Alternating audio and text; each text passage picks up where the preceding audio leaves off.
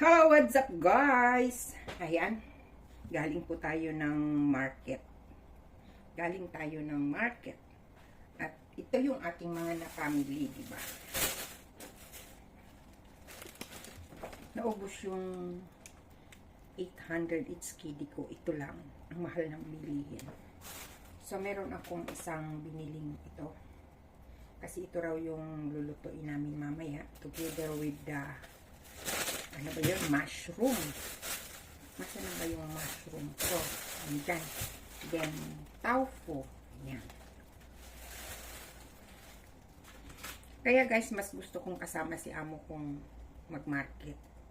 Kasi siya taga-bayad, ako lang taga-dampot. Bumili rin ako ng 2 pack ng ano ba ito? Kamote. So, meron akong, actually kasi uuwi sila mamaya. Matutulog siya dito ng 2 gabi. So, magpapa-breakfast ako. So, bukas ang plano ko, bumili rin ako ng 2 fresh milk kasi kailangan niya yung fresh milk sa umaga. Pag walang soya, pag hindi ako nakagawa, fresh milk ang ilalagay ko. Then, tomorrow, my plan for her breakfast is gagawa tayo ng pancake. Then, the next day, mag-i-steam ako ng ito. Ito yung ipapakain ko sa kanya. Breakfast, avocado, yan, egg. So, ganun ang papa-breakfast natin sa kanya. Meron tayong 2 onion, white onion. Kailangan niyang white onion. Then, meron akong shallot. Meron akong 2 potato. Kasi gusto na yung potato ko. Ginagamit ko sa paggawa ko ng fish soup. Meron akong 2 herigard or chikwa. Pwedeng panggulay, pwede rin namang pangsabaw. Yun. Siyempre, meron akong ginger kahit meron pa dyan. Kumuha na rin ako nito kasi kailangan niya. Pag gumagawa ako ng juice or ng aking mga iniinom, nilalagyan ko ng ginger. Diba? So, meron din akong ito. Alam niyo na kung anong gagawin ko dyan. I-blend ko na naman. Haluan ng lemon, ng ginger. Iniinom ko sa umaga. Then, bumili tayo ng choy sam. Actually guys, hindi ko alam kung mga magkano ang per kati. Basta turo lang ako ng turo. O, 1 kati ng ganun. Tsaka ito, tsaka yung bahala sila. Kaya ang binayaran ko ngayon, ang sa resibo ko is 205. Itong gulay na to lang ha. Gulay lang. So, meron din tayong kamatis. Meron tayo nito. Alam nyo ba itong gulay na to? Actually, ang need ko lang dito is yung ito. Patali pa niya. Pero, ito, kinakain din to. Yung dahon. Some leaves ay sinasali ko na rin.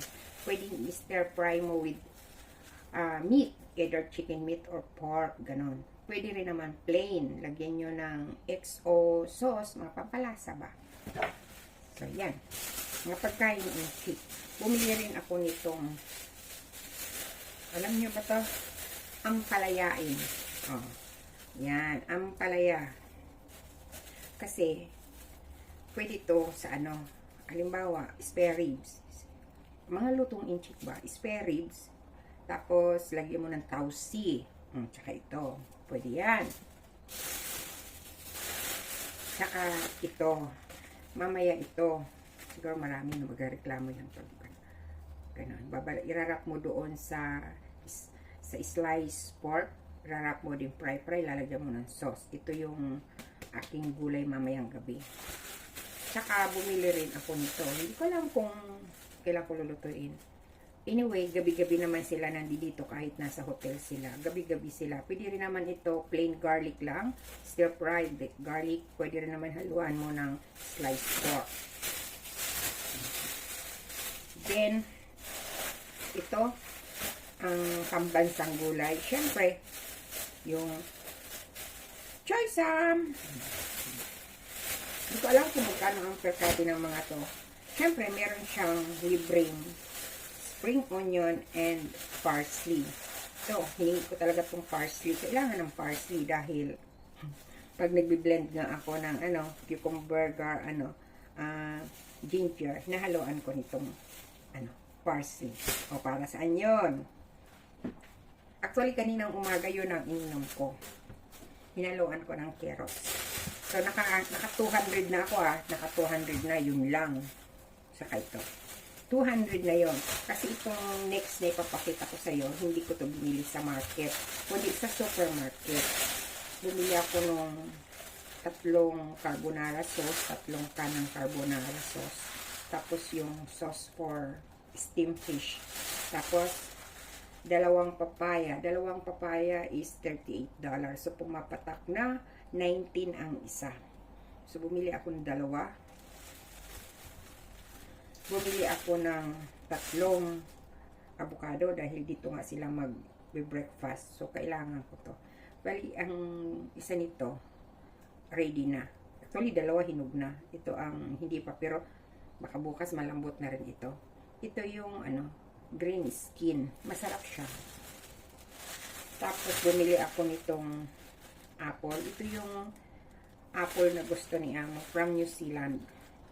From New Zealand. Apat $30. Pero inyo guys, last week, pumunta ako ng Wan Chai. Itong brand na ganito, yung NB from New Zealand, ang isa 15, medyo a little bit bigger. 15 ang isa, Diyos ko, ikot ako ng ikot sa market. Talagang pare-pareho. Ngayon, sa supermarket ako pumunta, itong 4 na to, $30 lang. O diba, ang laki ng difference. Kaya, iisa ko lang yan dyan dahil everyday nag-a-apple si ma'am, either kinakain nila or juice together with the orange. Then, ito pa guys, sunod na ating i-hauling dito is ang mga fish. So, ito na guys. Dito naman tayo sa ating isda. So, bumili ako nitong mayaw. Doon sa mga taga rito sa Mexico. Ito, masarap to. Para siyang tulingan, di ba? Pero hindi siya tulingan. Ay, tulingan. Para siyang bangos. Pero hindi siya bangos. Hindi ko siya pinakaliskisan. Pinatanggal ko lang yung bituka. Kasi pwede ko siyang i-steam ng cold. Halimbawa, syempre, sa dinner, pwede ko siya tanghali pa lang, i-steam ko na. Para sa gabi, cold na siya. Diba? Tapos, ang sausawan nun is wasabi, tsaka Japanese soy sauce. Pag in-steam ko siya, lalagyan ko lang siya ng kunting asin. Ganun yun, guys. Pwede yun. Pwede naman i-steam ng normal steam. Pero may option, kaya hindi ko pinatanggal yung kaliskis. Kasi in case nga na ganun, so ganun. Tapos, ito. Alam nyo ba kung anong isda ito? Mga lumalangoy ito. Ang tawag nito dito is kamko. Hindi ko alam sa Pilipinas, no? Dami kong hindi kilalang isda sa atin, Pero, totoo lang, hindi ako mahilig sa mga isdang ganito. Mas gusto ko to, masarap to. Ito kasi mga fish pan to. Nalalansahan ba ako? Kahit na i-ano mo na siya sa ginger, hindi ko talaga. Kaya maliliit yung binili ko kasi nung nandito yung kasama ko, siya yung kumakain, gustong-gusto na yun ng steam na isda. Ako, nanonood lang. Tapos, meron akong biniling ito. Mga live to live. Mga lumalangoy. So, kaya naubos yung aking 800 ko. Kaya natin ayusin. Tapos, itong isa for tonight.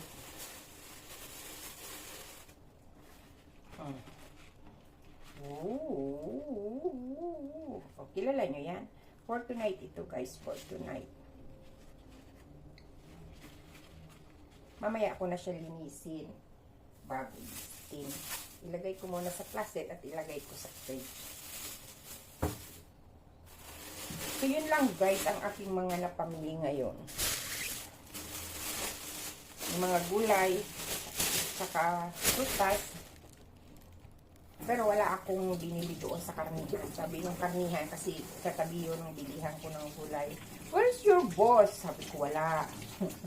Hindi ka bibili karni, marami kaming stock. Kasi pagkasama ko nga si Sir, ang daming binibili. Nai-stock lang dyan sa freezer. Pakita ko sa inyo ang stock namin. Pakita ko sa inyo ang stock namin, ha. So yan guys, kita nyo? Marami pa akong isda dyan sa ilalim. Puno pa yan. May mga isda pa dyan na ano, for lunch daw. Ilagay sa ano, lugaw. Spares pa yan. Maraming karne dyan. Huwag kang tatalon. So, pag gumagawa ako ng minced pork, bumili na si Sir ng ano, gilingan ko ng minced pork. Ilalagay ko dyan. Tapos, tatadtarin ko yan. Tapos, ito, ilalagay ko dyan. Ilalagay ko dyan. At, dyan. Meron pa nga akong ano, ibon. Para to sa ano, sa sabaw. Sa may sakit. Yan. Hahaluan mo ng ano, pork muscle. Marami ako dyan sa loob. So, yan guys. Ang aking vlog for today. Thank you for watching.